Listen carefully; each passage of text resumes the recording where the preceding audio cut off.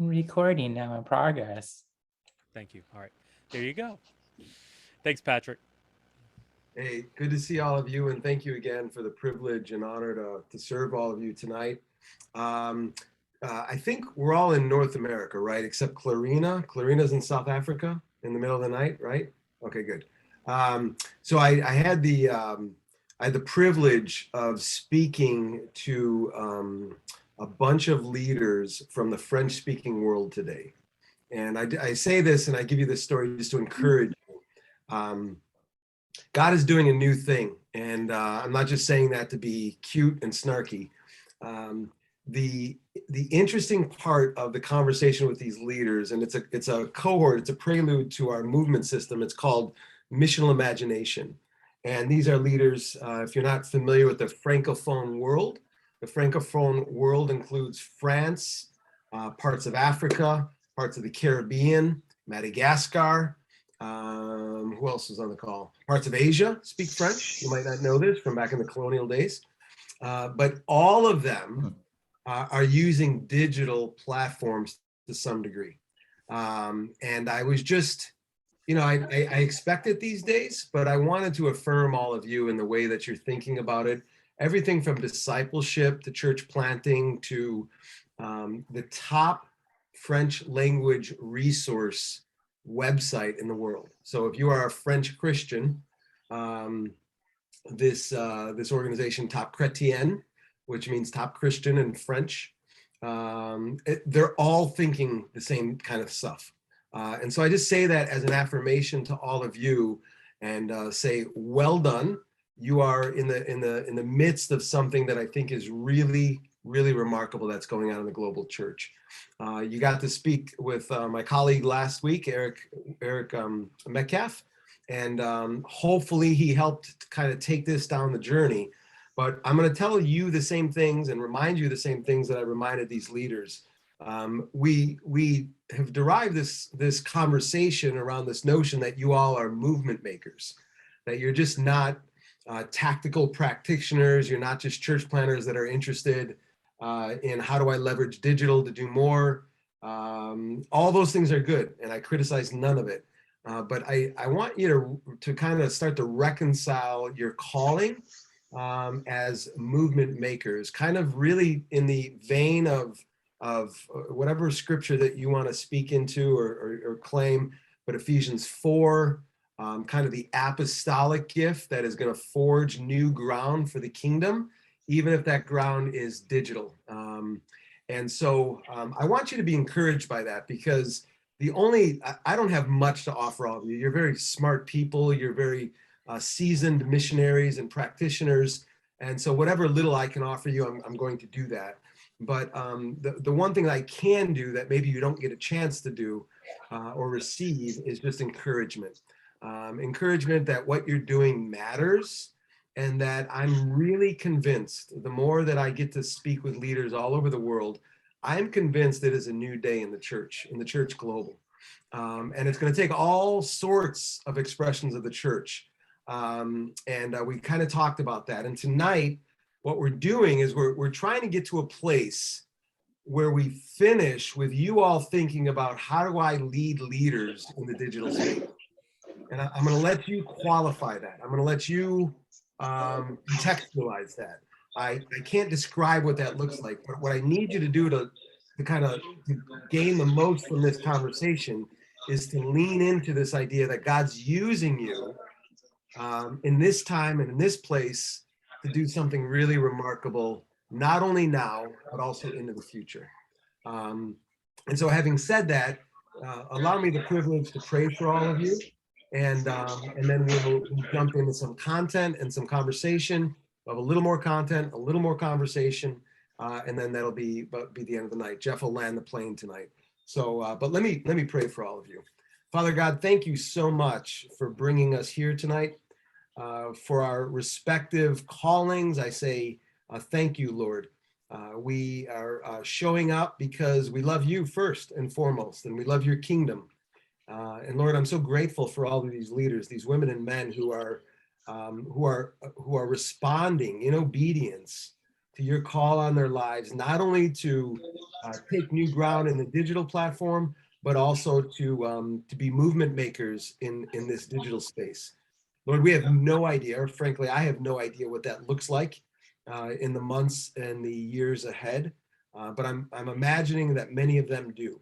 And so, Lord, I pray that you give them a James 1:5 kind of wisdom and sensibility for what you want to do in and through them in these new spaces. I pray, Lord, that you use them to connect new people to your gospel in just remarkably new ways. And Lord, whatever we do tonight, I know that collectively I can be sure that we will give you the praise and the glory and the honor. In Jesus' name, amen. Amen. So here's what I'd like to do is just kind of start before I start going through some slides and some content, which you expect. But I'd love to hear and get a sense of the room and where you all are individually. What is resonating with you about this conversation? That's question one. And maybe what is frustrating or unclear about this conversation? That's question two. And is there any example of what you might be thinking about doing differently as a result of this conversation so far? So what is resonating with you? Maybe what are the pain points or the challenge points? And then what are you wrestling with as you think about what's next as a result of this conversation? Not trying to put you on the spot, but I think I owe it to all of you to kind of read the room and hear from you before I proceed tonight. Anybody like to take a crack? And I'm a good small group leader, so I could sit here all night and just quietly wait for all of you to respond.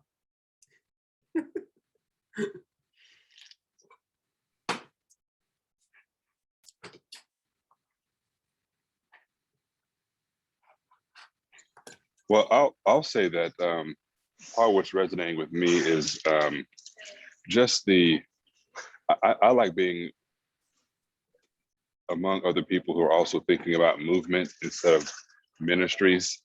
And because it's just different, it's different mentality, different mindset. Matter of fact, I posted something about it the other day, and someone said, yeah, it's about the mindset difference.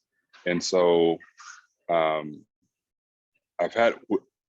moved to Roseville 2 years ago, where I'm at now, and literally on our way driving to Roseville, I said out loud to my wife, we are here for a movement. I think God's still blessing the Sunday morning model. A lot of fruit still happening there, and I'm not one to bash any model, because God is still at the body of Christ. But certainly there are some benefits to movement thinking, movement theology,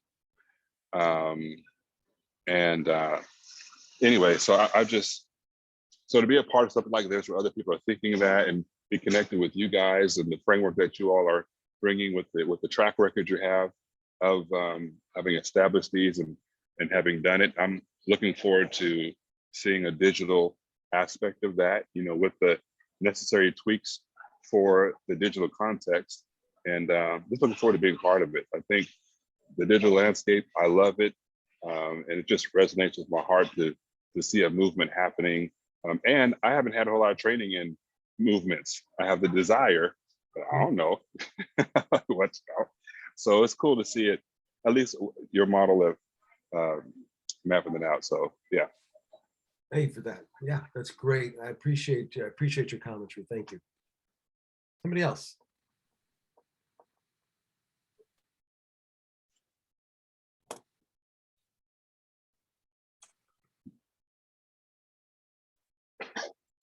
There's more I could say.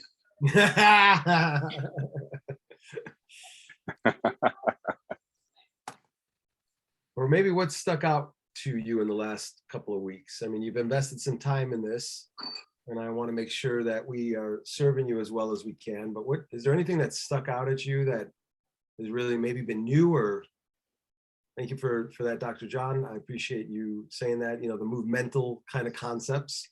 I think that's important to think about in this context. I think digital allows us to scale movement in ways that I frankly don't think we understand yet. What else? Anything else?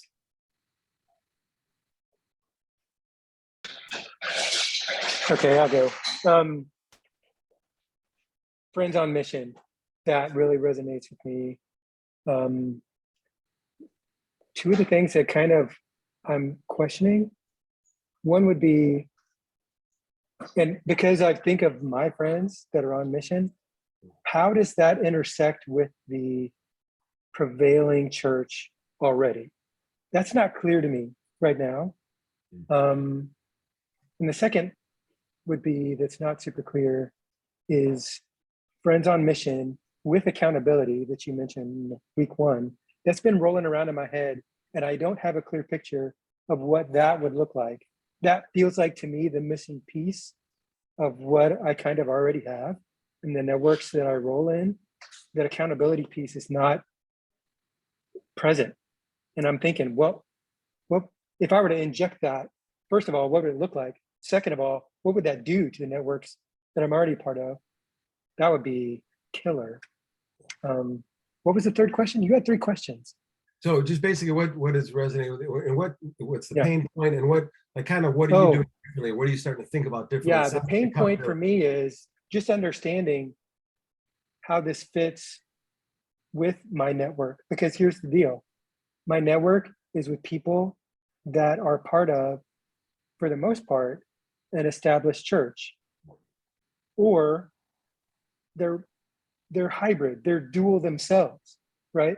They do their digital mission on the side, and then they go to, Sunday church just like everybody else. So we're all playing Batman here. We're Bruce Wayne on Sunday, and in the evening we're just Batman doing this thing digitally. And I'm not sure how this all works together. That's the part for me that's I'm willing to do whatever, and I have way more fun as Batman, trust me. But I just don't know how it all fits. Yeah. Man, Jason, I appreciate your sensitivity and your perception of the challenge and the pain points. And I think, I'm asking a lot of the same questions myself. And I'd be lying to you if I have a clear answer. I think the Lord's going to show us that as we proceed. But I love your obedience, and I love the fact that you're just diving into it and trying to figure it out. I think we might, by the end of the night, there might be some content that we can wrestle with that might help you. But I don't want to overpromise and underdeliver. I want to underpromise and overdeliver. So, and then we can always have subsequent conversations. Because I meant what I said in week 1. I think you guys are pioneers, and the more that you give permission to yourselves, and this, but I want to encourage you. The more you give encouragement to yourselves, and then you give yourselves permission to fail, and try again. I think that's just really, really, really important. In this conversation from my perspective. So anyway, all right, let me not belabor it anymore. So let's talk about kind of just real quick, just to summarize where we've been and where we're going to land the plane tonight. We started this conversation with this notion that you are uniquely called as leaders of leaders, as catalysts, as network leaders, however you're thinking about this at the moment. But what we're not doing is telling you how to do better stuff digitally online, because frankly, I don't think any of you care about that too much. And number 2, you all can do a much better job of that than I can.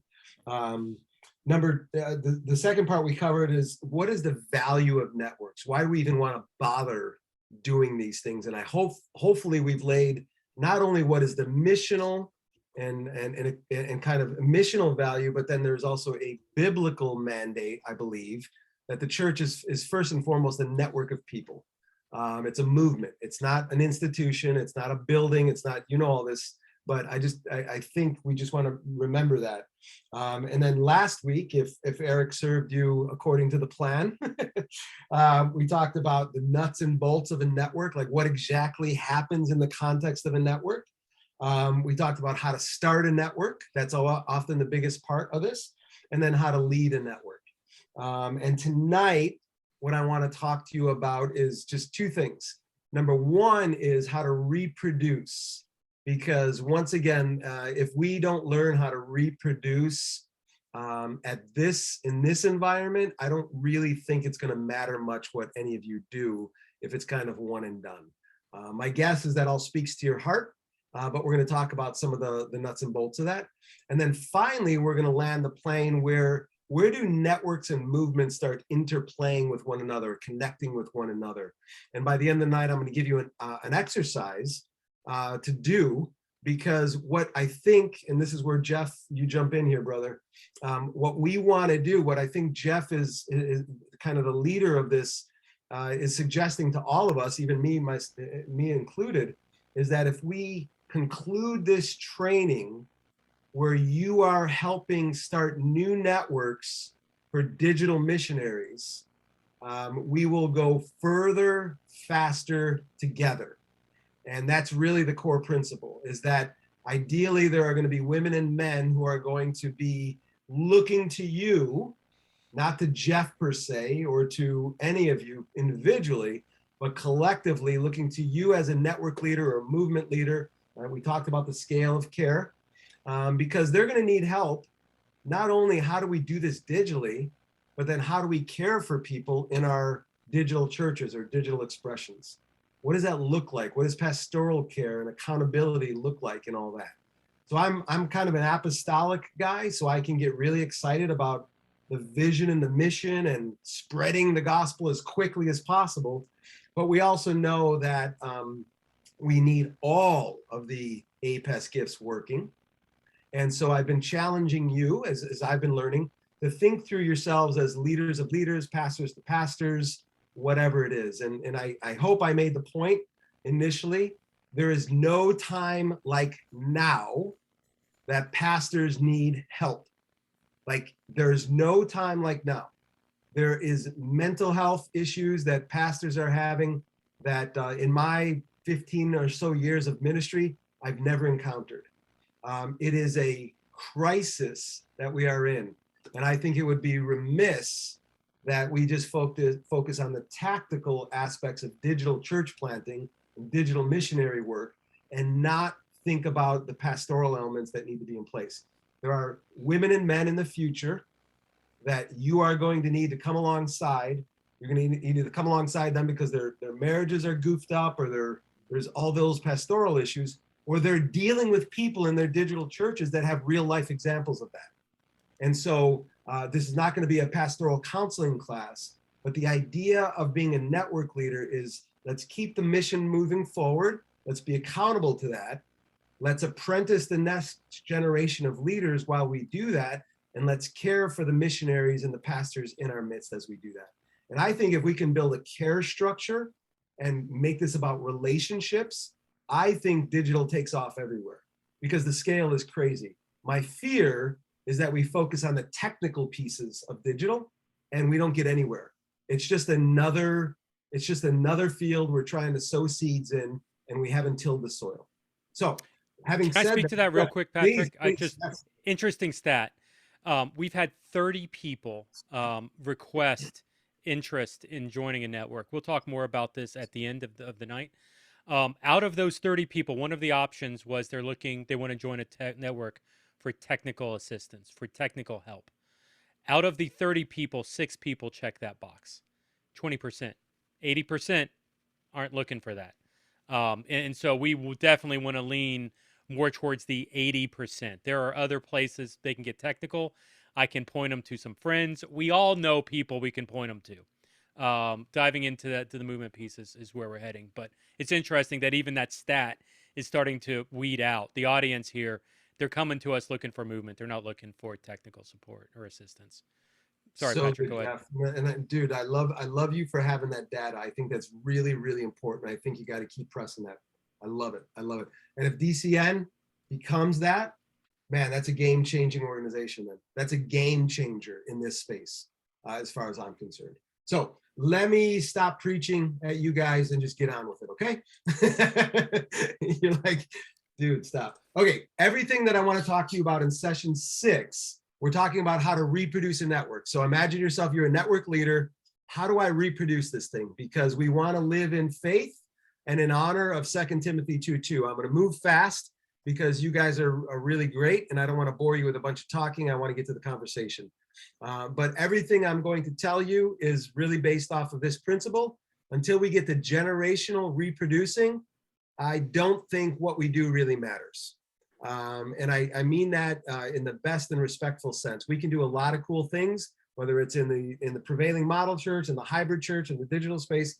If we're not leaning into this principle and we don't take it seriously, it really doesn't matter what we're doing. It's going to be over very quick.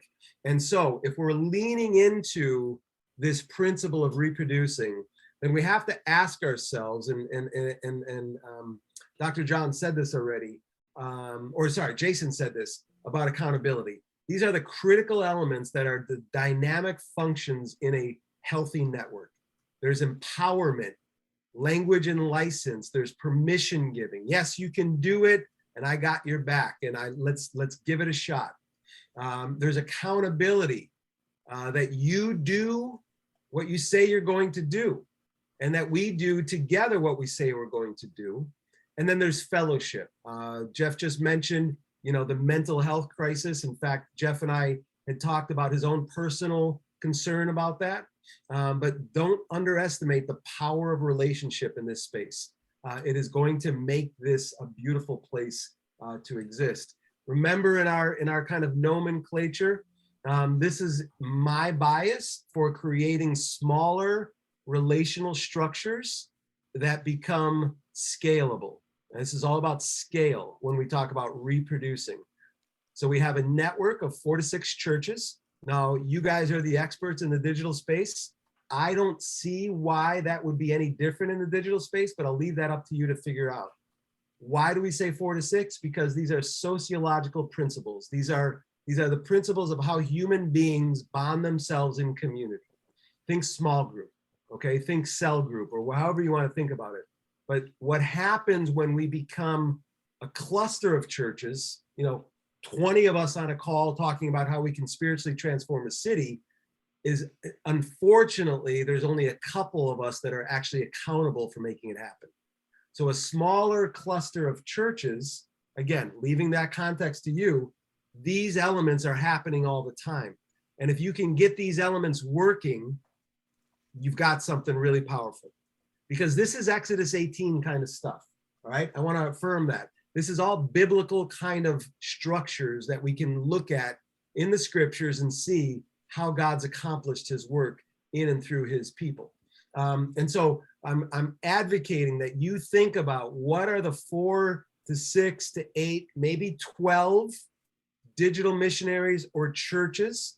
Let's say, I'm just going to make this up. Let's say Nathan is interested in leading a network for prevailing model churches that just want to figure out how to do digital engagement better. That's awesome. That's awesome. That counts. That counts. Let's say that Flat Cap Dapper Pastor, I forgot your name, sorry, but I love the Flat Cap Dapper. But let's say, hey, I want to form a network that only cares for digital missionaries, women and men who are out front in the new kind of liminal spaces of digital. And I want to care for those leaders. So I'm going to ask you to be thinking about your own calling in this and do your best to be cognizant. Pray that God gives you those eyes and those ears to hear, but then speak into and lean into that kind of leadership, if you will. Here's what we ask when we talk about apprenticeship. So what I'm going to ask you as a network leader is to always identify an apprentice. Now, we use the term apprentice for a reason, because you all know the difference between a disciple in some American contexts is we've turned discipleship into more content, right? It's just another program. It's just more stuff I've got to learn. Unfortunately, that doesn't help the cause of mission, in my opinion, because it's content without accountability. It's the cost of discipleship that Bonhoeffer talks about it, right? And I'm not saying we all have to go out and move to Muslim countries and die martyrs. That's not what I'm talking about. But I am saying that without accountability, we're not really doing anything. And I look at the life of Jesus and the way he interacted with his followers, it was all about accountability. It was all about come and follow me and do as I do. And so let's just follow that pattern. So an apprentice is someone who is teachable. You have all been in the church world or done some things in the church world, and it's awesome. But what makes you valuable to Jeff, and what I can see in your posture on this call, is you're teachable. You're willing to learn. And so my strong admonition is that you find an apprentice who is teachable, who's willing to go on the journey with you and learn a few things that he or she might not know. The second trait of an apprentice is that they have spiritual velocity. And so you might know this from ministry, right? Steve Addison talks about white hot faith. They have a kingdom vision. They have a past of reproducing, making disciples or reproducing something, or they model multiplication.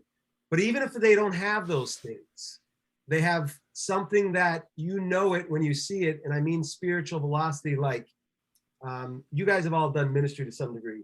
Man, give me a brother or sister who has been redeemed out of drug addiction or alcoholism, who comes out of the waters of baptism. Give me that person. Don't give me the pastor who's got all the degrees, who's gone to all the conferences, who's written all the books, because there's a lot of baggage there. No disrespect to that pastor. But that's what I'm talking about with spiritual velocity. I'm not talking about they're in the right seats all the time. I'm saying they want to get on the bus. And when they want to get on the bus, get out of their way. So you're looking for an apprentice who is teachable and who's excited about Jesus and his mission, not just the person with the right credentials or the right resume or any of that stuff. And then you want to have somebody who has relational intelligence. And I mean relational intelligence as someone who is ultimately for other people. I mean, we are to be posturing our lives in the sacrificial manner of Christ, Philippians 2, or whatever you want to call to, right? Jesus changes the world by giving up power. I mean, I hope that still resonates with you. It blows my mind still when I think about it. And so relational intelligence is, I'm going to invest in somebody who's actually for other people. And this gets back into that castle and kingdom dynamic. We're not looking to help people build. Let me not say this. I'm not looking to help people build their castles anymore. Been there, done that, not going to do it.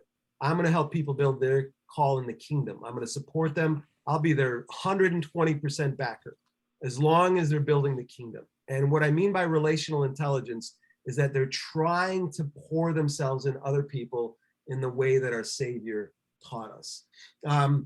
Here's things that to consider as you're thinking about a network apprentice. And again, I'm going to advocate that you don't launch a network without an apprentice. Now, there's no rule here, but one of the things that I don't want you to do is be burnt out. And this is Exodus 18 again, right? Jethro comes to Moses and says, "You're a nut. What are you trying to do, dude? You're really going to judge all over Israel?" I mean, he calls him out like my father-in-law used to call me out. Like, what are you, an idiot? I'm reading into that, of course. Go read the text yourself. He doesn't call Moses an idiot, but I read it under the lines. So what I'm saying is that you want an apprentice who is in this with you for the right reasons. And if you can launch a network and lead a network and apprentice a network leader, man, you are going to change some kingdom dynamics, whether it's in the digital space or wherever God calls you to. And that's what I mean by the importance of apprenticeship. Now, here's a simple pathway towards apprenticeship. And I can tell you story after story after story how this has worked. But there's a very simple process, and I'm not going to belabor you guys with going through it because you're all very sophisticated leaders. But I want you to notice the steps. I want you to notice how easy this can be, but yet it's not simple. It's not simplistic. It's not just like, oh, just do this and do what I do and you'll be good to go. This is an intentional process of investing in another person, another human being, to do the work that they are called to do. It might be to lead the network with you. It might be to start another network. It might be to go to somewhere else. It might be to move to Madagascar as a missionary. It doesn't matter. You still invest in them. Your posture, our posture as leaders, as kingdom advocates always needs to be around how can I serve you to do what God's called you to do. And my guess is you all are going to build a huge pipeline of digital missionaries. Go ahead, Jason. I'm sorry, you got your hand up. No, it's okay. One thing for me is number 5, who talks Yeah, with who? yeah. Who talks with who? Yes, I'm curious because I see a pattern, right? Yep. And I've done networks like this before. Reporting is a thing. Yep. On number 5, who talks with who? Yeah, so let me walk you through the process, and I'm going to pretend Okay. that you're my apprentice. Okay, and we're coaching. We're going to launch we're going to work with 4 to 6 digital missionaries over the course of several months, and we're going to meet with them weekly or semi-weekly, whatever relational rhythm we decide. But we're going to make a commitment, and you're going to be my apprentice, and we're going to meet together online on Wednesday nights, and we're going to talk about starting new digital expressions for the kingdom of God. The first meeting, Jason, I'm going to lead that meeting. You're going to watch, and then right after, you and I are going to debrief for about 15 minutes. And we're going to talk about, hey, what did you see in the meeting? Who was engaged, who wasn't? What did we do that we could do better next time? What didn't we do that we need to do? Great, got the game plan for next week. The next week we meet, I do, but you're going to lead the prayer time at the end. And then you and I are going to spend a few minutes after the call doing the We Talk piece. Or maybe if we live in the same city, we have a conversation together, we meet for coffee and a meal. And then the third meeting, and this doesn't have to be 1, 2, 3, 4, 5. This could be month 1, month 2, month 3, month 4, whatever you think is right, because you should apprentice the person at their own pace, right? We always say that you're ready to reproduce a group or a leader or a church when they say they're ready and when you say they're ready. And so, Jason, if you're my apprentice and we're going through this, and let's say we're doing it every, it's going to take us a few months to get through this. By the time we get to 5, as my apprentice, I'm going to say, Jason, you go out and launch the new network of digital missionaries, or I go out and launch the Pauline model. I go out and launch a new network, and you will take care of this group. And then you you ask another person to be your apprentice, and I go out and find another apprentice. This is how we get this simple model of exponential growth. This is how Jesus goes from 3 to 12 to 72 to the hundreds to the billions today. And so hopefully that answers it to you. This is just a string bean of a framework. And there's no right or wrong way to do it, but you picked up on it already, Jason. I love the question. We need to talk. We need to communicate. And the person that you're apprenticing, you need to make sure you are listening and understanding them, because this is a person-to-person kind of dynamic. Remember, Jesus starts a movement, and who does he use to do it? Not Rome, not the Pharisees. He uses people, everyday, ordinary people. And you and I got to think about people. My brother Troy McMahon, Jason, pulled me aside when I was a rookie church planner, and I was full of ideas, full of theology, full of ecclesiology, and he says, like, Patrick, it's about people, stupid. Never forget it. It's always about people. Never forget it. And that has stuck with me all these years, brother. So we can come back to that, but that's a really good question. What I want to do is come to this idea of commitment, and we were talking about this, a little bit of accountability.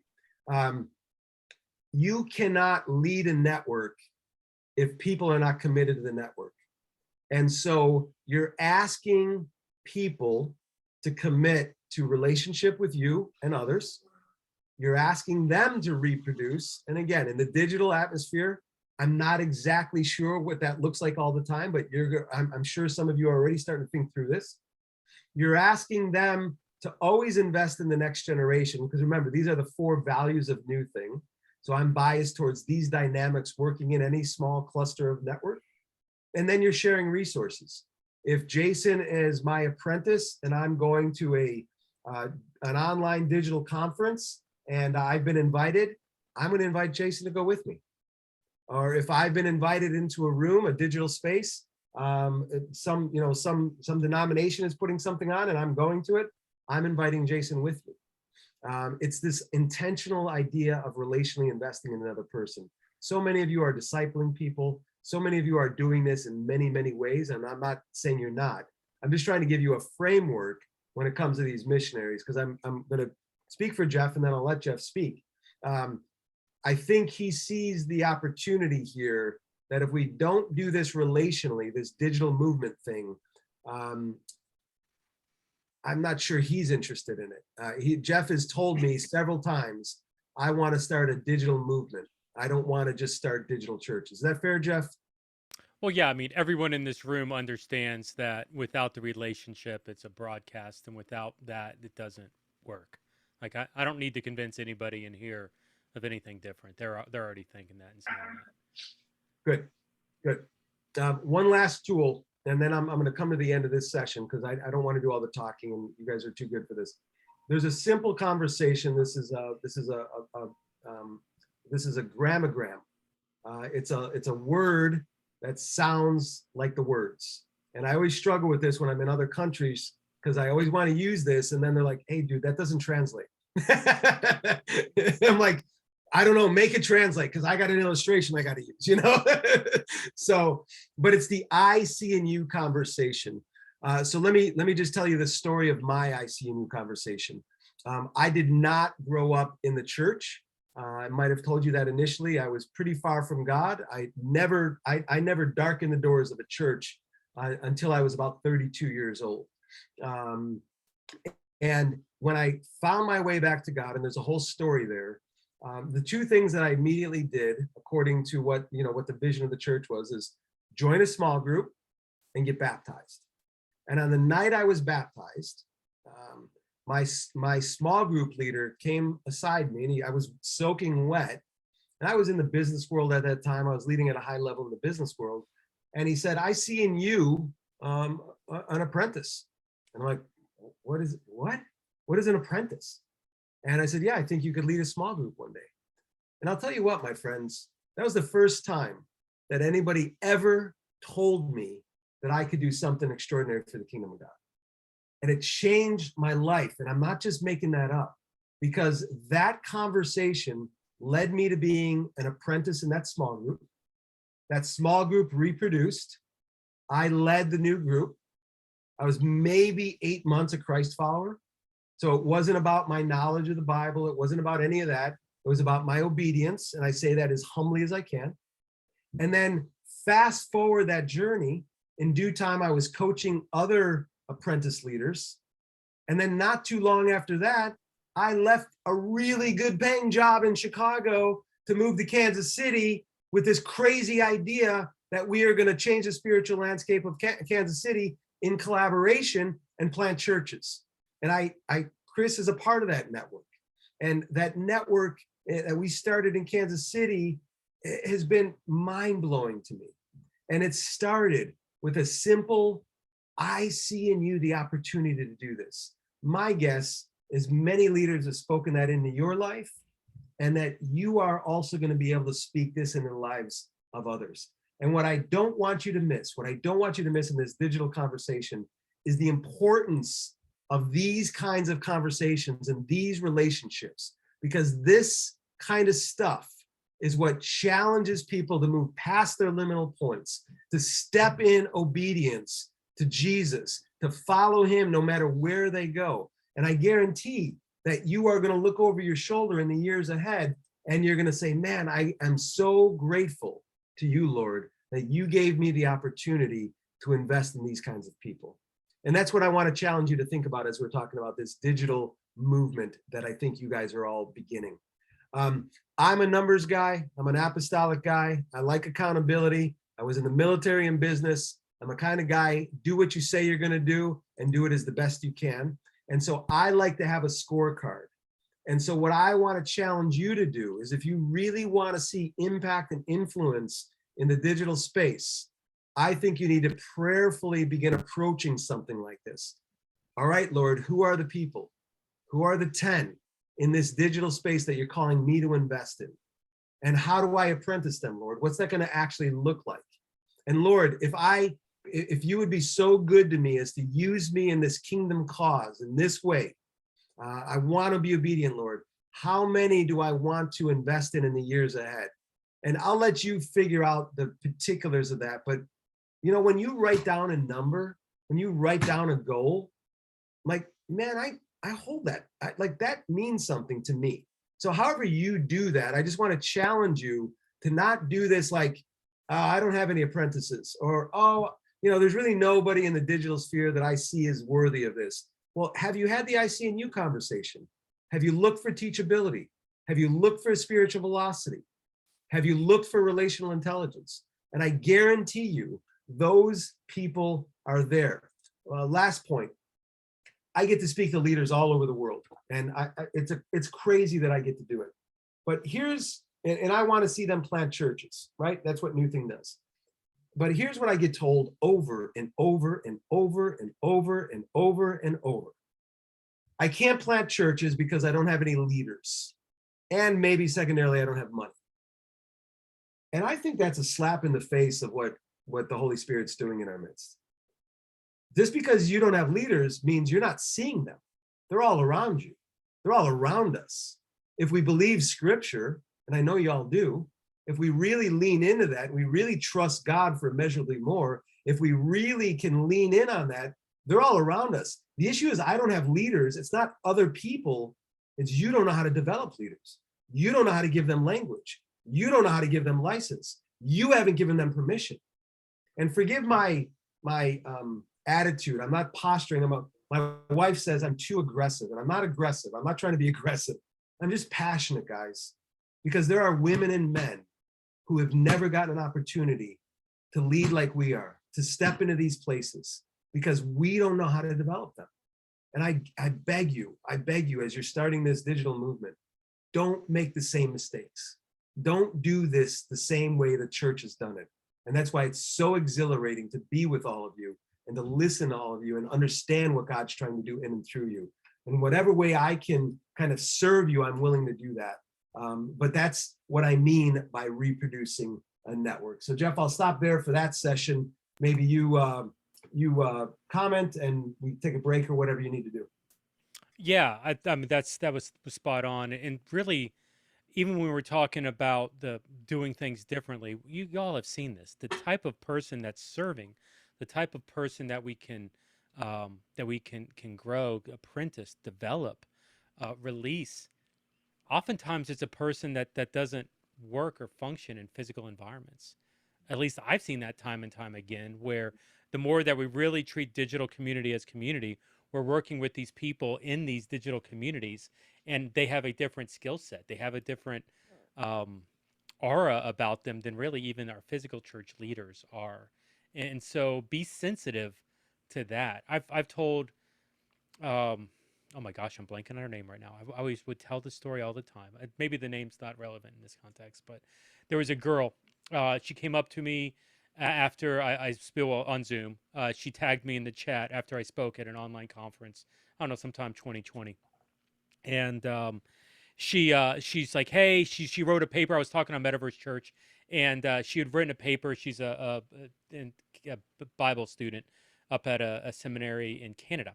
And so she had written her thesis on Metaverse Church and was really excited because I said I knew DJ Soto, and she wrote about DJ Soto and wanted to meet DJ Soto. Evidently, she was a DJ Soto fangirl. Who knew?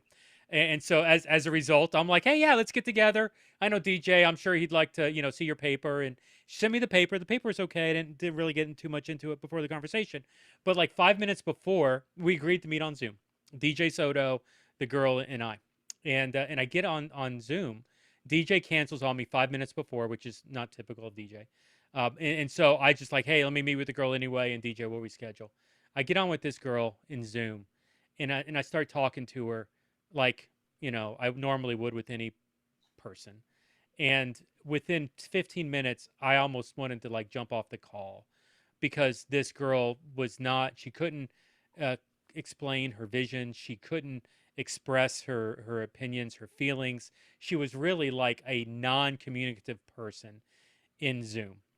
And I'm like, literally, I'm texting DJ while it's happening. Hey, be glad you're not on this call. It's a train wreck. I'm not sure what's going on, but like, it's not working. And so I wrapped up at some point, but I had promised this girl I'd connect her to DJ. And so came back around and was like, okay, DJ, let's do something. And DJ's like, well, let's meet in virtual reality because that's where my offices are. And so a couple weeks later, I met in virtual reality with this girl and DJ in DJ's offices, and completely different girl. Completely different girl. Was able to communicate clearly, had opinions, discipleship, multiplication. Like it was, I don't even understand. Is there another girl wearing the headset right now, but the voice sounds similar? Are you reading a script? Like I don't understand. But the heart of this is that, um, dang it, she when the Zoom camera was on, 20 something. I don't know why. Maybe it's something in her. Maybe it's an identity trait or an issue. I don't want to diagnose it as much as she was a lot more comfortable in her avatar skin. And she was able at leading actually very effectively. She's now engaging and actually part of what DJ's doing. And she's leading very effectively in that metaverse environment where she is not comfortable doing that in physical environments. And so, really, the vision of what we want to do through DCN is empower a different type of person to do a different type of ministry in different environments through a different type of discipleship. And so, that is the core of what we're doing. We're not competing with the building, we're trying to help the people that the building are not reaching and reach that different type of person. So, know that, understand that. A question. Hey, Patrick, schedule wise, do we have time for to break up, like Yeah, time wise? Yeah, why don't you put them in breakouts and talk through this? Cool. So, yeah, sorry. Let's do this. Let's break up for 10 minutes. I'll hit the random button. We'll go into 2 rooms. I would love for y'all to start to break to talk here about what multiplication looks like for a digital church. Because this is something that I don't know that we've seen a lot of. Nope. And so start to explore this.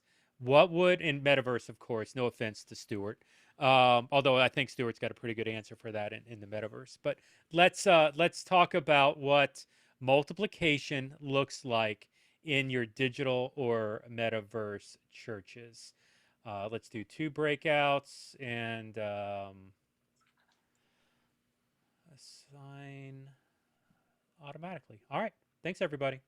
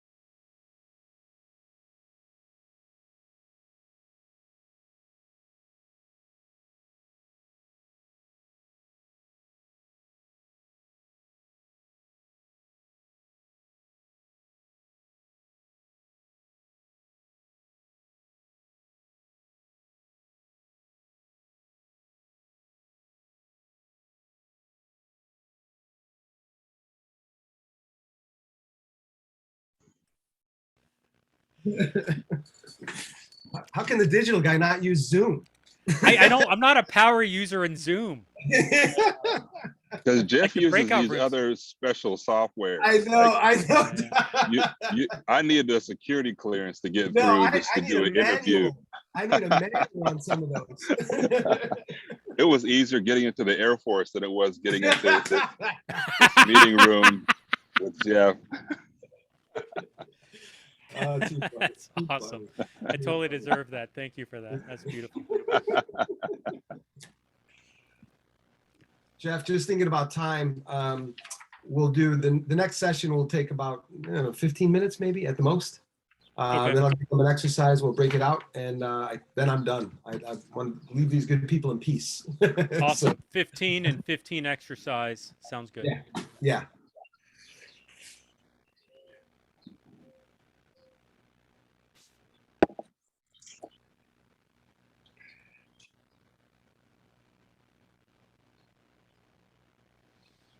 So is it Stuart with the All right. flag? Is that your name, Stuart?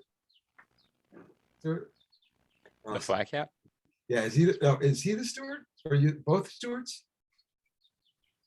I am Sorry. Stuart. Stuart. Mr. Flat. What's Mr. Flatcap's name? Leighton. Leighton, excuse me. Okay, good. I have plenty of Wait. flat caps. I just wanted to compliment you. I love it. Not a problem. Thank you very much. He's a metaverse guy, Patrick. You don't ask metaverse guys what their real names are. It's Got not it. All right. allowed. Sorry. He's I'm flat learning. cap. I'm the old guy. We gotta get him culturally caught up, man. He's crazy. Yeah. Getting doxxed here. So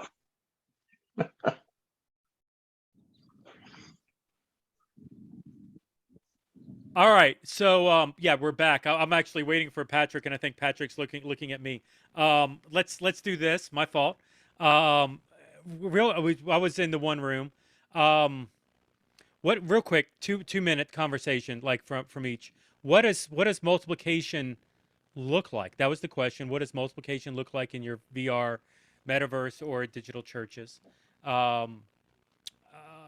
room I was not in. What were some things that you all came up in that space? What does multiplication look like? one of the things we talked about is multiplication depends on what you're doing, how scalable it is, how quickly you can scale it up. If you're doing things with discipleship and on that kind of a level, it's easier to scale and multiply that and identify someone to be able to step into it versus if you're doing a full-on worship service, how much more effort it's going to take to scale things. So that was one of the things we talked about. Excellent. Cool. Any other feedback from the other room? Room 2, I guess it was. Stuart. Come on, Stuart. Stuart? Yes. Stuart, Yes. we're calling you out. You were evidently. there. All right. Yeah, so we were talking about how even for us here at Lakeland, we just started last Thursday talking about what's it going to look like to multiply what we're already doing in the metaverse, just because there are so many other platforms that are out there. And we're only in one of them right now. And the reality is, because there's so many platforms, that means the foundation's set. There's hollow buildings already placed, ready for us to launch into it, as long as we've done the IC&Us and we've identified the people that can go into it. The reality is that each one of those platforms just runs completely different than the other one. So in alt space right now where we're at, we're able to run our site like a multi-site video venue. So our senior pastor is just projected up on a screen. But with the other 3 venues that we're looking at, or the 3 other platforms, we would have to have somebody in there who is ready to teach.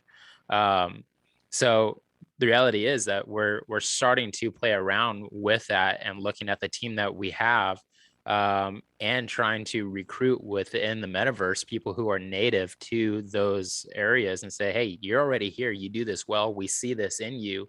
Do you want to run off and do this?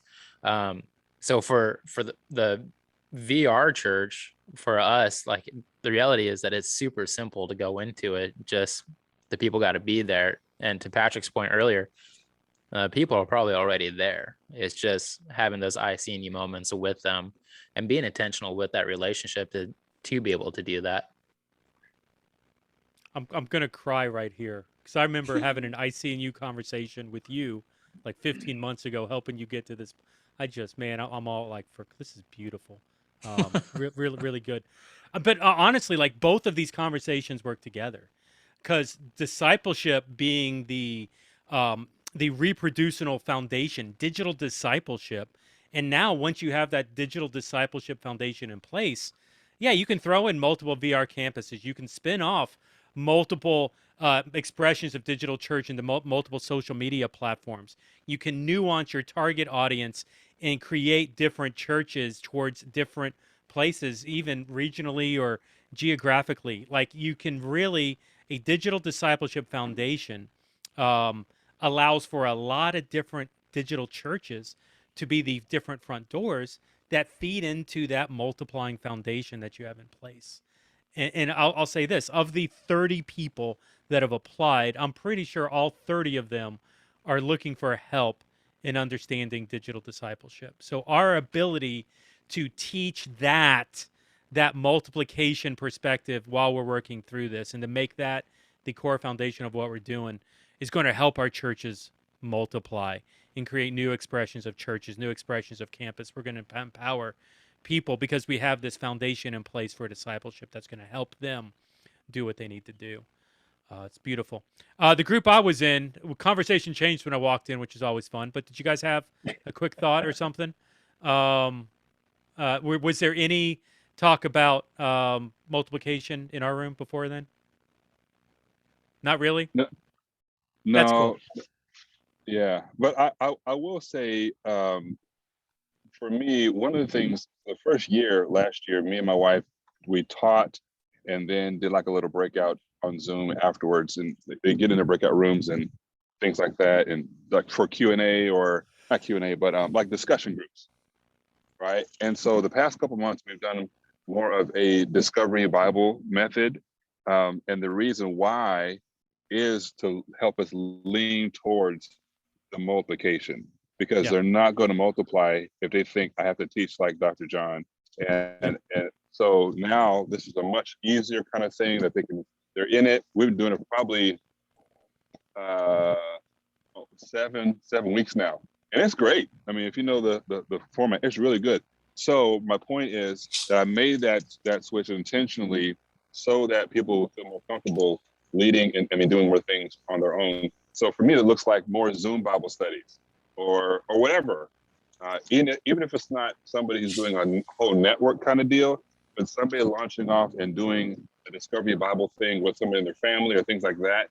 That's a level of multiplication for me. That's one of our goals. Love it. Perfect. Awesome, Patrick. Let me hand it back over to you, and we'll get going into the next piece. Yeah, I love the discussion, team, and man, I'm learning a ton. So thank you for this, and just listening to all of you. I just love what the Lord's doing in and through you. All right, so we talked about reproducing a network. Now I want to take it to the next level. And again, this is a 100,000-foot overview, so I'll skim it pretty quick, and then we'll be taking deep dives together on some of this as we build out the networks and movements in the future. What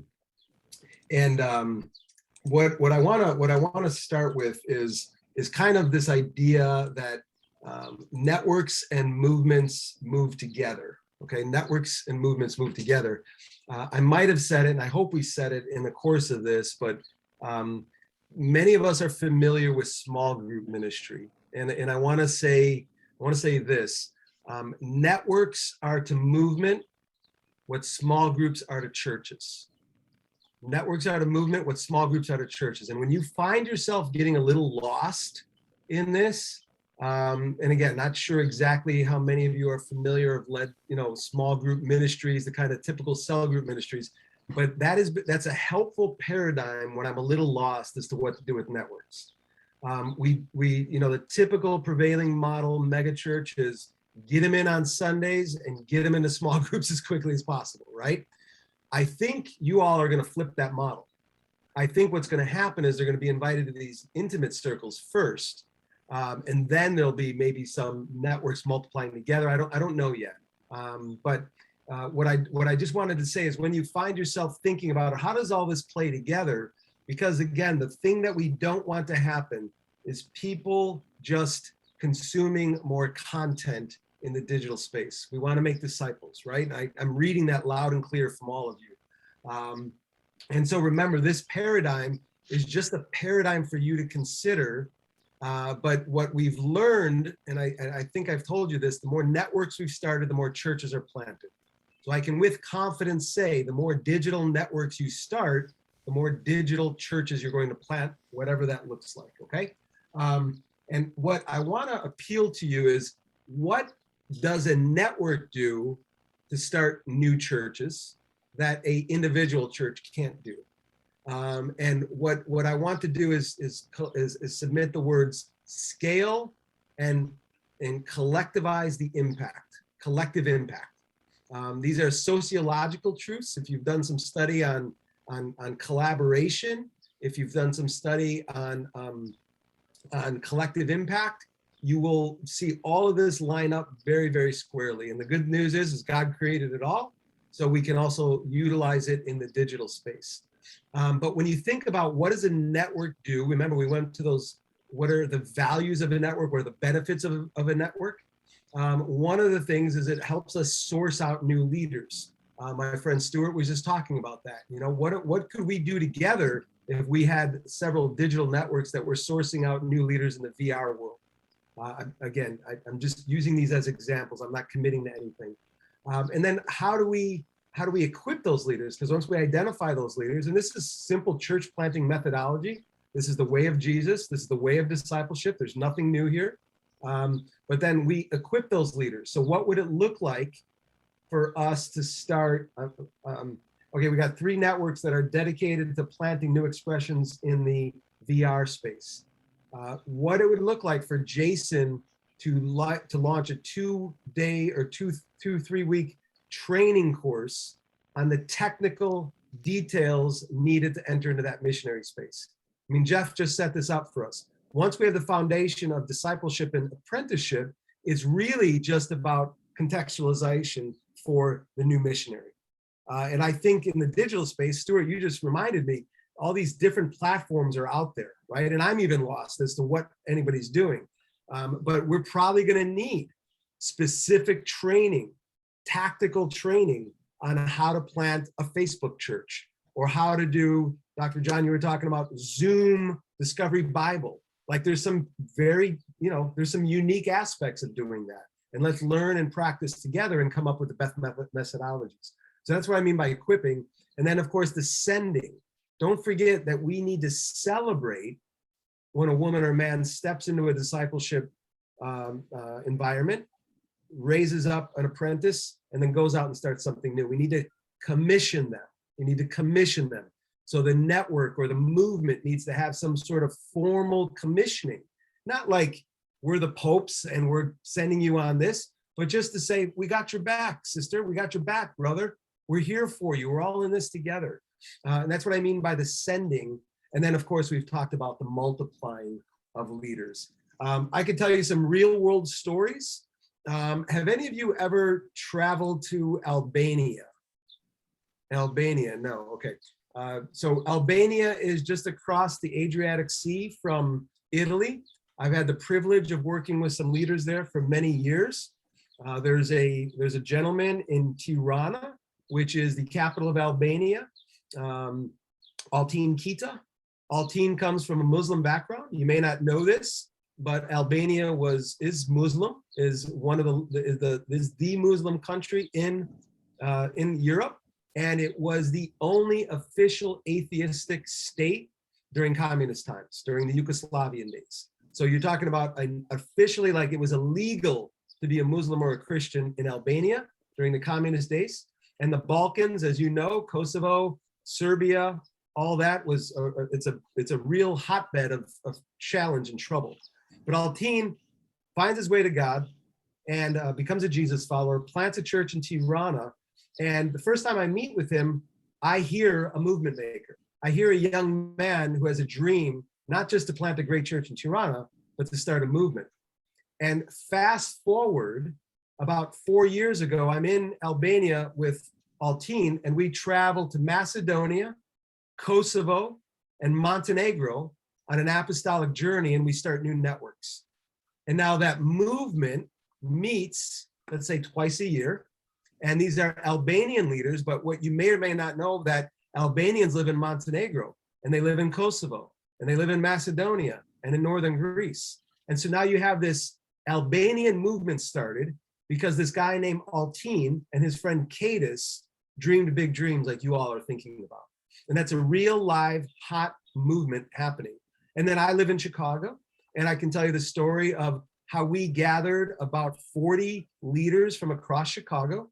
Unfortunately, in my city, racial segregation still a real issue. You can define Chicago by certain neighborhoods. They're Black, they're Hispanic, they're white, whatever. And economic disparity, social injustices, poverty, gun violence, et cetera, et cetera, et cetera. And so what we realized is, in order to change the spiritual landscape of Chicago, we had to start networks and movements that crossed racial and economic boundaries. And that's what we've done. And that was a deliberate attempt. So Dr. John, we were just talking about this in our conversation. How do we put networks together when we started? We made the decision in Chicago that if you don't put a Black pastor from the West Side with a white pastor from the suburbs, we're gonna have the same old problems in our network. And so we were intentional about becoming friends on mission. Don't know what that looks like in the digital sphere, but that is the spirit of it. Jason used to live in Kansas City, right? You moved away from that great city. But there's a thriving network of churches there. And basically the brothers who lead that network, Dad Sutherland and Troy McMahon, wrote this book some years ago, about 4 or 5 years ago. And they came up with, here's the 10 steps that we did to start a movement in Kansas City. And that movement in Kansas City is made up of lots of diverse churches, friends on mission. And what I love about their vision is that they decided that no church planter would be alone ever if they came to Kansas City. So examples, real world examples of how networks and movements work together. And so as a network and movement, I want to ask you to consider sustainable and non-sustainable strategies. Bear with me one moment, okay? My son has just turned up the stereo and I can't even hear myself talk. So bear with me 1 second. Sorry. Oh, we've all been there. Hey, stalling for a second. The trainings and the stuff that he's talking about doing within the network, we want to work alongside. We would love DCN. We'd love to work alongside you, help promote the trainings like metaverse training, education opportunities. Yeah, I think that's a shared thing within the network, as within DCN as well as with you all, or even like Dr. John, I just reached out. Hey, let's do a training on this. Dr. John, why don't you jump in this? Being part of some of the things, even to draw attention to your network and what you're doing. Your church as well would love to do that. So anyway, Patrick, I'll let you get back. Yeah, no, Jeff, you're saying it, brother. So the way, and some of my brothers have been in the military, the way I look at what we're doing is we're talking strategy, but there's got to be a whole lot of tactics in your specific calling. And I think the best way to go forward is to make sure you're separating those. The strategy is what we all do. The tactics are what some of us do, right? And I think there's got to be, I mean, Jeff and I have talked about this. I think, and we'll do as much as we can. We want to build and write or whatever, what are the 7 to 10 steps, making that up, for somebody to start a digital church? What are the 7 or 10 steps to get into the VR space? I don't know, but I think some of you are going to pioneer that stuff. And this all gets into, and this is where you all have the opportunity, and I'm going to consider myself one of you now because I want to be involved. But I think we need to look at the church, the prevailing model church. We're not against it, we're not deconstructing it, but there's largely unsustainable strategies involved there. And digital, my goodness, if digital doesn't give us the opportunity for sustainable strategies, I don't know what does. Because we could do a whole lot of stuff on very few dollars. Back in the day when I planted a church, it was get to 200 people, raise $1 million as quickly as possible, like the stuff, right? And God uses it. God uses it all. but I want to focus on the multiplying piece, and that's what movements and networks are about. A couple of you have asked me the relational rhythms. So as you're starting these networks and you're leading these networks, it's really important that you all agree to the relational rhythms. What I love about Jeff is these are, you know, you guys stake out Tuesday nights and you do this stuff, and you can all count on it, and it's gonna happen. And I'm seeing many of the familiar faces that I saw last time I was on with you. Those that aren't on with us tonight, they're dead to us, right? We don't care about them anymore. No, I'm joking. The whole point is you create these relational spaces, these watering holes, as one of my African pastors told me. You create the watering holes for the apostolic, for the innovators to come and to start drinking, and then you capture them. And so the relational frequency, the relational rhythm of your networks and your movement is really important. So I'm making this up, but this is what we do at New Thing. We gather 6 times a year in what we call our global leadership community call. And Jeff needs to get you all the information so you can come to the next one. We do that at 7 a.m. CST, 6 times a year. Why do we do it then? So that the whole world can participate. It's a phenomenal experience. We get leaders from all over the world talking about movement and mission. It's awesome. We huddle. A lot of times now it's going to be virtual.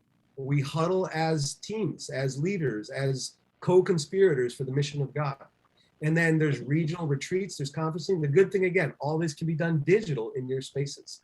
And then the movements, Jeff has often said, hey, maybe we need to bring some of these people together physically. Yeah, maybe once a year, there's a leadership meeting in Kansas City for all the digital movement leaders in this DCN network.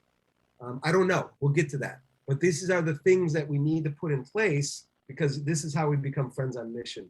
And then I'd strongly advocate that a network meets at least monthly, and that the church, we have what we call the My Reproducing Plan. We ask every church to reproduce, so kind of ignore that. But I want that church to be thinking about their accountability every week with their leadership team. Now, these are aspirational goals. I'm not gonna lie to you and say this is all in place.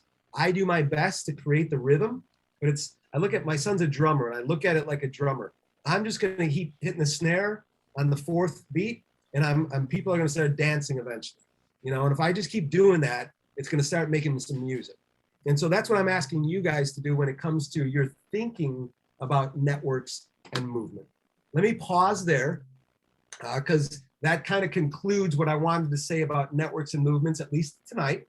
I want to give Jeff a moment to comment, maybe take any Q&A from you, and then I want to give you an exercise, and I think Jeff wants to give you a few minutes to work on that exercise. Yeah, let's do a quick Q&A. Any questions on?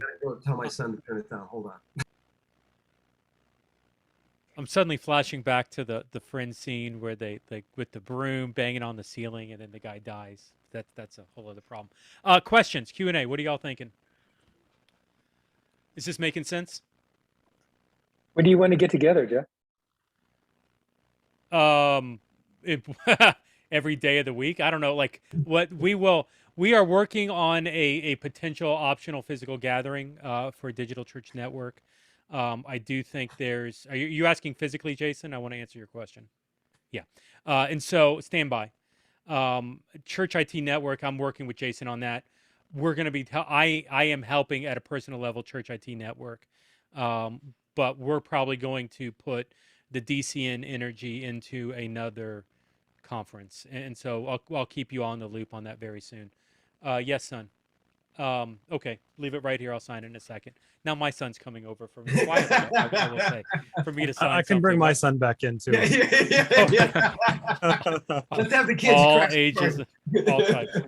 Any other questions? Thanks, CJ. Love you. Any other questions? Nope. Perfect. All right, Patrick. Let's talk through the exercise. Okay, so here's what I want to do, gang. Let me just, didn't put this on my screen. Hold on one second, sorry guys. I want to give you a simple exercise to help you start thinking about, now you're gonna have to bear with me because Jeff has got some design on this. That's why I love working with Jeff, because he's always got a plan. But what I realized is that leaders struggle to identify other leaders for their network. So just very quickly review. I'm asking you to step out as a movement maker and be a leader of other leaders, to not only multiply your thing, but help them multiply their thing, and keep doing that until Jesus calls you home. And if we could do that, that's how we're going to get exponential growth.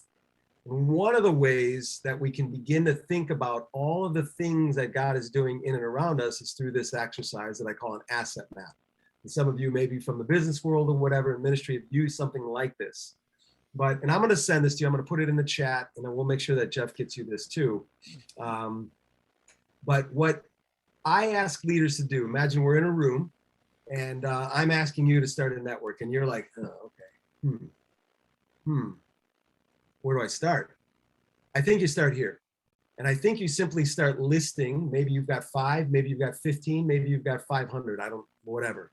And then you start really listing out, in this case, the people. And then I ask you to rank them. And I know that sounds a little slovenly and a little corporate-y, but I think what I'm asking to say is, if you assign this person a 1, if I ask them to join my network, they'd say yes. Like, I have confidence they'd say yes. And then you assign the others a 2. Hey, I don't know. I probably need to take them out. I probably need to buy them a beer or coffee and talk to them a little bit about this. I probably got to wrestle through, because they're going to ask me, all right, what do we do about the Mormons when they show up? Like, how are we going to do that? So that's a 2. And then a 3 is like, hey, I really feel like God's calling me to ask that person to be in my network. And that's a long shot. And I'm just going to trust the leading of the Holy Spirit to do that. And that's what I mean by a rank. You can come up with your own ABC, whatever you do, you get the point. And then I start, and this is a very contextual asset map for a training that we did. I think we could develop one for digital. I would love to be a part of that. And I got some ideas for it already in hearing from you guys. But when I talk to leaders who are thinking about planting churches in their city, what are the excuses they tell me? They're excuses. They're good excuses, but they're not always great. I don't have leaders and I don't have plenty of money. So when I ask a leader to do this in Detroit, they say, yeah, man, I know 5 leaders, and wow, they've got a $10,000 church planning budget. As best as I know, they don't have anybody to spend that on this year. Write that down. Oh, I got this other church that I know that, man, they want to explore starting this new work and blah, blah, blah. Like, write that down. Like, a financial asset, relational assets count. Hey, I know this guy who knows this guy who knows that woman who has that thing that we can use to plant more churches, whatever it is. And on it goes. And all I'm trying to do is submit this to you so that you're starting to think about, okay, great. If we, and I know digital's different, but I got some ideas on how it could be really fantastic. It's probably going to be more relational and technical for this movement, but it's still going to be very important to be understanding the assets that each of these people bring to the table.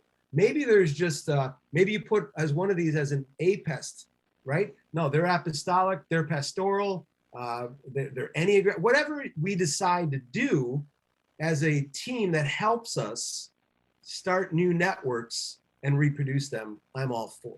And so bear with me on this example, but hopefully you see my point and can start wrestling through it. And I think what Jeff thought would be good, and I think would be good too, is for you to take a few minutes in a room, we've got a few more minutes here tonight, and talk about what this could look like in your context. Use this as an example, maybe sketch it out on a napkin.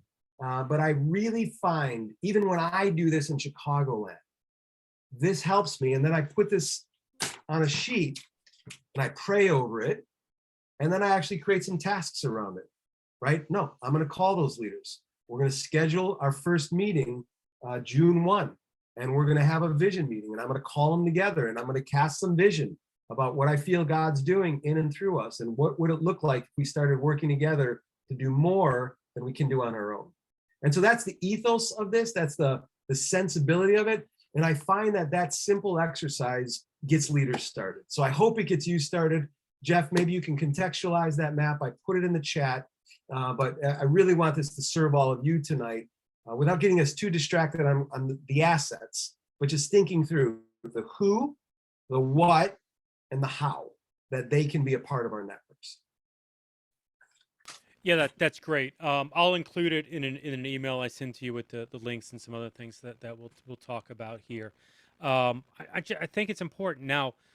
Backing up for many of you, and this was actually the side conversation we had in the breakout room last time. For many of you, some of you are wanting to start your own networks with your people, and that's awesome. Some of you are ready to go. Some of you are still preparing, and this may be a little early of a conversation. But the heart is we just wanted to get this information in front of you and let you start to process through some of it. Now, others are are taking a lot. Like I said earlier, I've got 30 people within Digital Church Network that are looking to break into a micro network. And so, for example, for the Hughes and for Dr. Harris, they're probably not going to be able to recruit a single person because I'm giving them a full network to start with right at the beginning. There's opportunities to multiply. There's opportunities to apprentice, to break a single network into multiple networks, and now you're starting to see where that multiplication happens, and there's more opportunities to grow as we get there. And so even as I start to give you some of these names and we start to connect you with some of these people that you really don't know yet that are going to be part of your network, you're going to be utilizing this asset map to try to figure out who's where, how they fit in, what opportunities you have to expand. If you're, to Patrick's example earlier, where, hey, you know what, we really, to be effective in Chicago, we've got to diversify. Maybe in our digital context, we have to diversify as well. And so if we're all one type of person, or we're all kind of all centered around a singular echo chamber, maybe it's our responsibility to start to get outside of that echo chamber and start to bring in others to help with that. To be honest, just even as an aside, within Digital Church Network, I worry about that all the time, and I'm constantly trying to diversify and get outside of that echo chamber and bring in more people to influence, because when I look at digital churches, to be honest, I see a lot of the same people and the same types of people wanting to work through that, even in digital and metaverse spaces. Yeah, sure, avatars are easy to change. You just like skin color. You just drag the. I'm kidding. Side conversation. But May I add one thought there, Jeff? I go think ahead. one of our friends said it. I forget. Maybe it was Jason. Forgive me who said at the beginning. How do you get the prevailing model church and hybrid churches and digital churches to work together? This is how you do it. This is how you do it, because you create a network of this. You could have the biggest mega church working with a single digital missionary in a network, trying to figure out how to start stuff in this space. That's the point. So I just wanted to open up that, because I think what you're saying, Jeff, is really, really important. Yes, we got to figure that out initially, but I think, man, you don't want to just put big mega churches in the same network and have them talk to each other, because they're going to just talk in the same circles. But Yeah. love the vision. Just wanted to affirm that point. And to that point, like, we're intentionally starting off with similar types of churches in the networks. I don't know that we have to stay that way. I think there's an opportunity for it to grow and expand outside of it. Because I do agree with what Patrick just said. I just don't think we can start like that right off the bat. And so maybe it's a short term. We'll figure it out down the road. But let's see what happens organically as we grow these things out. And so just because of the hour, I'm just going to roll into the other rest of what I wanted to cover. And really what I wanted to cover is, hey, this is next steps. By the way, the asset map's a next step. Finding an apprentice is a next step. Recruiting people or starting to connect with the people DCN's going to give you is the next step. So let's start to just talk this through here. I've got, so the asset map, huge, important. Finding the apprentice, someone that, what's funny is in my life, in the absence of leadership, someone will arise. God just points those people out. And so I would look at these people that you start to meet in the coming weeks, or maybe if you're starting something, someone that, hey, you know what, so-and-so would be good in this, whether that's part of your church or outside of it. Feel free to invite them in. There's a point of this within DCN where I honestly, I don't want to control. I want to release control. And so it's not so much about, what I definitely don't want is, hey, Jeff's going to help me with this. I do want to help you with this, but I want you to be able to be have the freedom to explore things on your own without, you know, planning on me helping with that. So own this piece of it, and let me help you run the network that we're starting off here. Um, my understanding right now, and I'm just gonna like walk through my screen here. The Hughes are open to receiving people. We had just had that conversation with you, Dr. John. You're open to receiving people from Digital Church Network. You're open with that. Jason Morris, you're open. We talked about doing like a physical church. You're up in the air. I've got plenty of physical church, so you're good. Stuart, I've maybe with the 30 people, I've really have maybe have one or two established churches that are doing metaverse. So we need to maybe talk about some direct invitations to be part of that. Some people that I know, the learning community, there might be an interesting application that I'm inviting you to. So we can nuance to work through that. Nathan, you're very early in the process. Honestly, Nathan, I'm a little interested. Let's talk with you and Pastor Derek, but I would almost consider putting you in one of these networks to start with and letting you kind of continue to bake in that environment and move you out of that. Um, Pastor Brock, I've got maybe 3 organic, what I would call organic metaverse type people. And so I think that fits. Um, Flat Cap, Leighton. Oh my gosh, I said your real name. I'm sorry. I don't have any streamers, but you've got networks that you're considering moving over, and so we're resourcing your existing networks. And in Clarina, I want to. If I'm assuming you're awake, God bless you if you are. By the way, that wasn't a slam at all. Like it's 1 a.m. her time. That's incredible. I don't have that much loyalty. I dread the day new things like, hey, jump on a 3 a.m. phone call with somebody in Africa, like or whatever. I'm not going to do well in that environment. I'll still Mumbai be is awake. calling. Oh yeah, I'll still be awake. Like I don't sleep, but I don't want to be visible and talking at 3 a.m. Clarina, we need to jump on a phone call and just kind of talk through next steps with you, because we can go several different directions, and it really depends upon what you're up to. So I'll send you an email with my meeting link. Let's schedule a time when you're awake and I'm half asleep, or not. Anyway, let's inconvenience me and let's have a conversation. Thanks, Jake. Thank you so much. Oh no, my pleasure, of course. So we're going to be sending people to you, unless you've got your own people. And like what I just said, if I didn't say I was sending you people, I'm not going to be sending you people. I think there's opportunities to spin up some other networks quickly.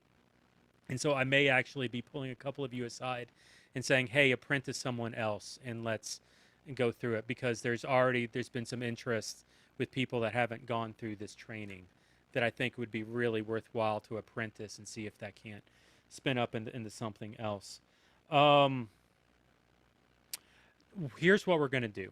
2 weeks from tonight at 7 p.m. Eastern, 6 p.m. Central, the same time in 2 weeks, we're going to do a Meet Your Network event. I'm really trying to figure out how to get all these new people connected to you, and to kind of streamline and simplify that process. We're going to do a big meeting here on Zoom. It'll be 15 to 20 minutes of talking head, and my goal is much more interested in breaking up into breakout rooms where you can start to meet and engage with the people that you are that are going to be in your network.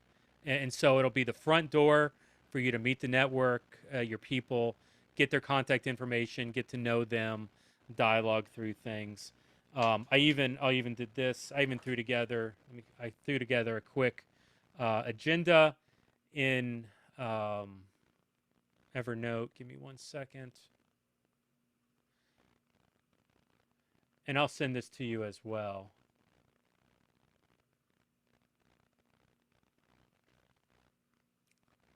But this is essentially what we're looking at doing here with Meet the Network, Tuesday, May 17th, 7 p.m. Eastern. We'll do Zoom. We'll do breakouts there. We'll get Chris or somebody to pray to open us up. Hey, Chris, sorry I didn't tell you in advance. That was actually my bad. But we haven't talked in a couple weeks. Just some quick vision, DCN, what the movement system is, why networks, expectations of your network and network leader. So I'll kind of talk about that in advance. Introduce the network leaders. But like I said, the majority of this is centered around breaking out into breakout rooms designated by network. And so my hope is in this space with the time, you'll be able to meet each other, relationally connect, talk through meeting schedules, talk through expectations. My encouragement would be that each network utilize an asynchronous communication channel, Slack, Discord, Facebook Messenger, text group. I don't care. Have something that's in place. FAM actually allows for that. And so if you wanted to build that into Mighty Networks, into Digital Church Networks platform, there are opportunities to have a private channel with I believe, a chat as well, where you guys can communicate individually and privately to your people, but then have it all mixed in. I would love to make that available, but if you want to do something extra, that's no problem. Schedule that next connection point, and then pray or whatever else you want to do. We'll leave the Zoom room open. You can meet as long as you want, but my hope is that this will be the first opportunity for y'all to connect with the networks, to meet the people, and start to dialogue and build those relationships. So I just used a lot of words. Any questions on that?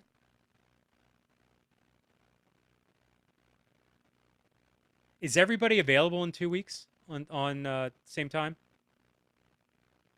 Any concerns? No, good.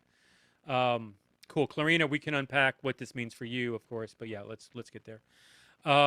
Cool. All right. So for me, it's things like work through the asset map, and I'm going to start to communicate individually with you some of the names of the people, give you an opportunity to process some of this in advance. There were a lot of digital planters. There were a lot of established churches that are wanting to do digital. And so, Jason, you're with the established. Pulling a Hail Mary. I had a guy cancel on me in the last minute, so I'm looking for this. So I've got some people I'm trying to bring in to lead the network to complement what you're doing. So we'll figure that piece out. But definitely excited about where we're at and where we're heading. So I'll send all this out to you tomorrow via email. As you're just processing it through over the night and tomorrow, if you have any questions, feel free to reach out, and we'll go from there. We'll see you in 2 weeks, where you're starting to meet the people and going through this process. All right.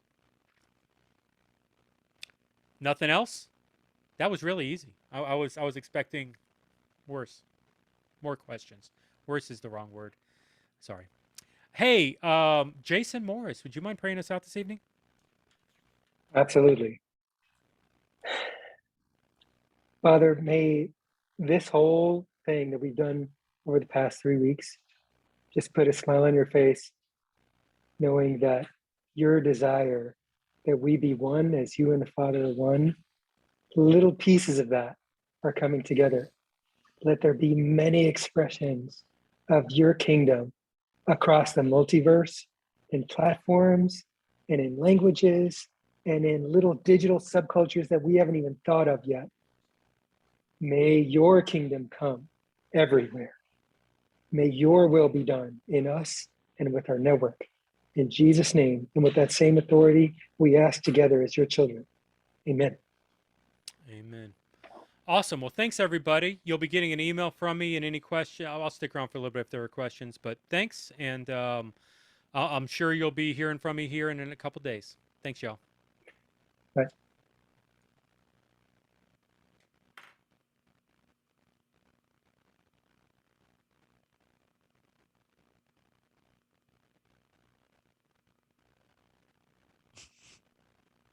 You Hey. good? Yeah. So Go ahead. So just to clarify, so when I'm looking at this asset map, you're Yeah. saying that you possibly have 2 or 3 for me to already be connected with, and then I'm kind of chasing after like the other, what would that be? 2 to 4 when we're talking about networks, so 4 to 6. Let me get practical in this.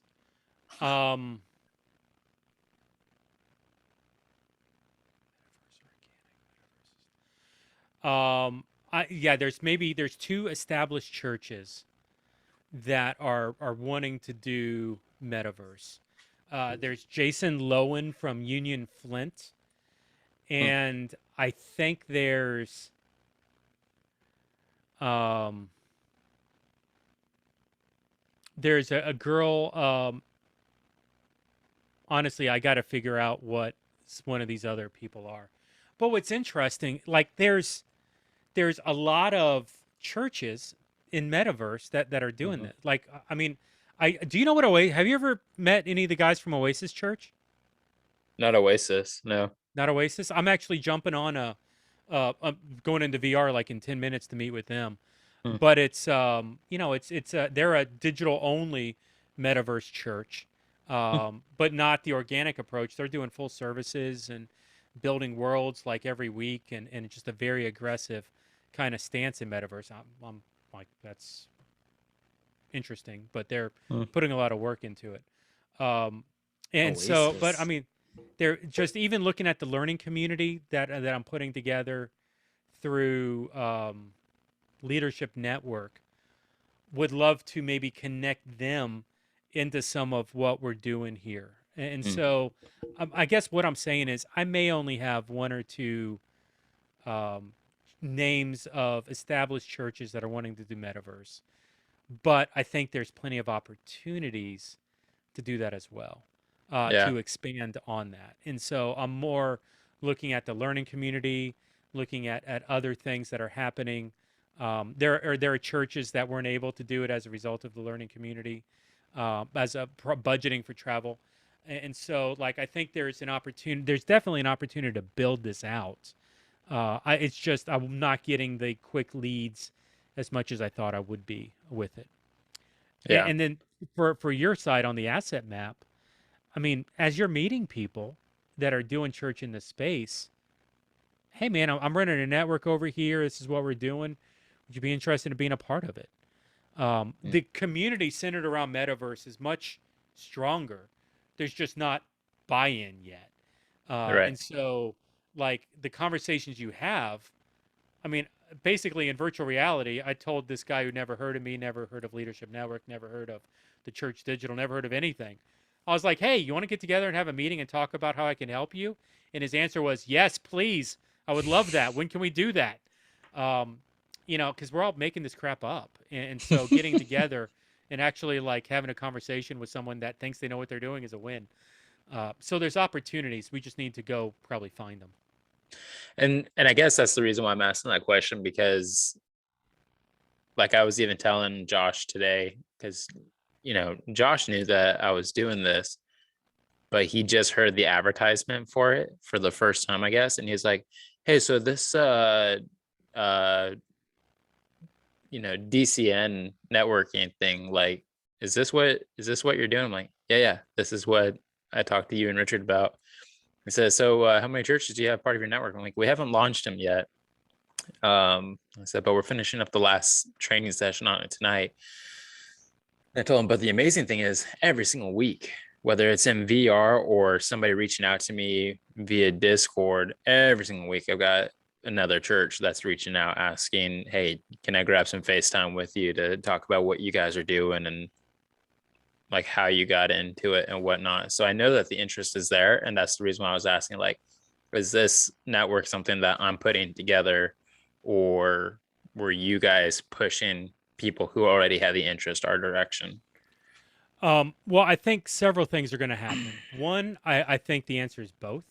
I think you're putting it together and we're going to shove people your way. I think there's going to come a point, and I don't even know what this is or what the example will be, but I think there's going to become a point where we don't just need one metaverse network, we need two. Maybe there's nuances that are going to develop, or like I said, I don't know what it is, but I think there's going to be opportunities to expand and multiply. So at some point, you'll probably become more self-sufficient, and we'll start to become the traffic cop that'll point to point A to point B, either way. But the other game is that long term, we don't want to just push networks. There's other things that we're communicating. Networks is the big emphasis right now, but there's other pieces to this. And so the quicker we can get you self-sufficient, the better it'll be. So Yeah. I want to help you get self-sufficient as quickly as possible, even if that means I got to pour more energy into getting people connected to you that you can then build off of. Does that make For sure. sense? Yeah, Yeah. 100%. So I was just that's basically what the question was. I don't see Oasis Church on. Are they in Alt Space? Is that where you're meeting them? I think I've seen them before, but I haven't. I think like you say it and it sounds familiar, but I don't see them here on the main event board. But that's another thing that a lot of churches don't know. Come Sunday morning when I'm launching our services, there's like no churches that are on the main event board, and I think they just don't know how to get on there, because then they're launching their service and they're getting on the event board right when they're launching. I'm like, okay. 2 minutes ago there was nobody on here. Now there's 10 churches. What's happening? But yeah, that's just a one of that clarification on. It's like, is this something that as these people are reaching out, I'm saying, hey, we're putting together a network. Is this something that you want to be a part of? You want to learn more about? Yeah. Or, was DCN throwing them our way? yeah, I'm comfortable with DCN not being a I'm comfortable if you never say the word digital church network. Like I want this Fair. to be, I want your church to own it. I want because I believe in it. I want to resource you. I want to help you. I want to utilize my influence to point people your way. Mhm. And because none of this stuff is public yet, I'm not saying and I'm talking about 10 or 12 networks at this point, which is why I'm saying DCN. But individual conversations like, hey, I know Lakeland's running a network called whatever. You should go connect with them. Yeah. Yes, it's part of DCN. We're helping them do this, but you want to connect with them because I want to make you the hero of the situation. I don't want it. Does that kind of make sense? Yeah. Like I 100. want you to own this because it sounds like Josh is wired that way. I didn't realize this. Y'all are large major supporters of New Thing Network already, financially. Yeah, I didn't know that either, but based off of some of the language that I heard tonight, it wouldn't surprise me. Yeah. Like everything that Patrick used tonight is all the same language that we use everywhere. So Yeah. Yeah. So, as a result of that, I don't know that I'm really asking your church to do something it's uncomfortable doing. I Sure. just think we're trying to apply that in different spaces. And Yep. so whatever like that is, we'll match the same thing in DCN. Yeah. Okay. Cool, man. Any other questions? Nope. Just looking for that clarification. Good to go. Appreciate it. Thanks for the time. Thanks, man.